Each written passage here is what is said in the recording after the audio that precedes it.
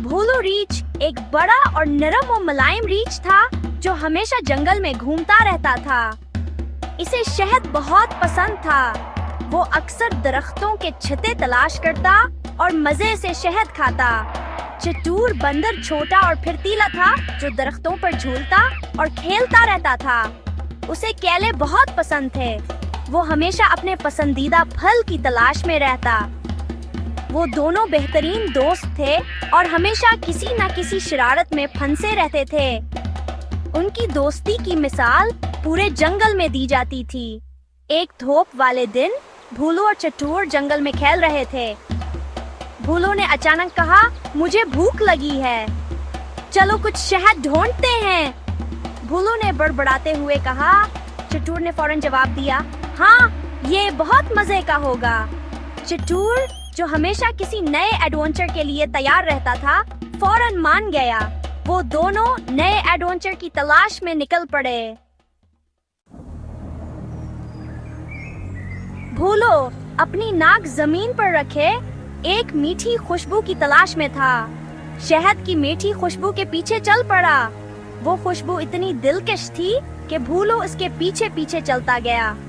इसने एक ऊंची दरख्त की शाख से लटका हुआ शहद का छत्ता देखा।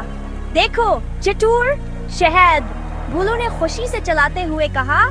इसने अपनी आंखें चमकाते हुए कहा। इसकी आंखों में चमक और जोश था। चतुर जो हमेशा समझदार रहता था ने खबरदार किया, भोलू होशियार रहो, ये मक्खियाँ डिंक मार सकती हैं। भोलू होशियार रहो, ये मक्खियाँ डिंक मार सकती हैं। लेकिन भोलू ने चतुर की बात को नजरअंदाज कर दिया। अपने दोस्त की एहतियात को नजरअंदाज करते हुए भोलू ने शहद के छत्ते की तरफ हाथ बढ़ाया। वो शहद के जायके के बारे में सोच रहा था। मक्खियाँ परेशान होकर भोलू के गिर्द गूंजती हुई जमा हो गईं। मदद करो, भोलू चलाया जब मक्खियों ने उसकी नाक पर डिंक मारना शुरू कर दिया। भोलू ने अपनी नाक को पकड़ लिया और दर्द से चीखने लगा। उसने सोचा, काश मैंने चतुर की बात मानी होती। चतुर ने अपने दोस्त को मुसीबत में देखकर जल्दी से एक मंसूबा बनाया। इसने कागज और पेंसिल उठाई और तेजी से नक्शा खींचने लगा। भोलू दरिया की तरफ भागो, वो चलाया। चतुर ने भोलू को हिदायत दी कि वो जल्दी करे। भोलू जिसकी नाक दर्द कर रही थी, जितनी तेजी से उसके पैरों से हो सकता था, भागा। उसके दिल की धड़कन तेज हो रही थी। वो दरिया पर पहुँचे और चतुर चलाया, कूद जाओ भोलू, दरिया की गहराई में छलांग लगाओ। भोलू ने अपने दोस्त पर भरोसा करते हुए एक जोरदार छपाके के साथ पानी में कूद गया। पानी की ठंडक ने इसे सुकून दिया। मक्खियाँ पानी के ऊपर गस्से से गूंजती रहीं, लेकिन भोलू तक नहीं पहुँच सके।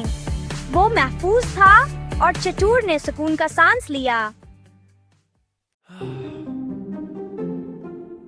भोलू भीगा हुआ और कांपता हुआ दरिया से बाहर निकला।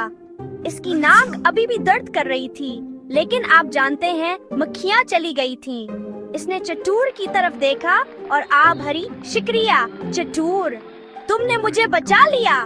चतुर जो हमेशा वफादार दोस्त था, मुस्कुराया और कहा, दोस्त इसीलिए तो होते हैं भोलू, लेकिन अगली बार मेरी बात सुनना, ठीक है? भोलू इस तजुर्बे से सबक सीखकर शर्मिंदा होकर सर हिला दिया। भोलू और चतुर अपना एडवेंचर खत्म करके दरिया से चले गए। भोलू जो अभी भी भूखा था ने कहा, चलो कुछ खाने को ढूंढते हैं, लेकिन अब शहद नहीं, मैं वादा करता हूँ। चतुर हंसा और कहा, केले कैसे रहेंगे? और इस तरह दोनों दोस्त अपने एडवेंचर जारी रखे, रास्ते में कीमती सबक सीखते हुए, या कम से कम चतुर ऐसा ही सोचना पसंद करता था।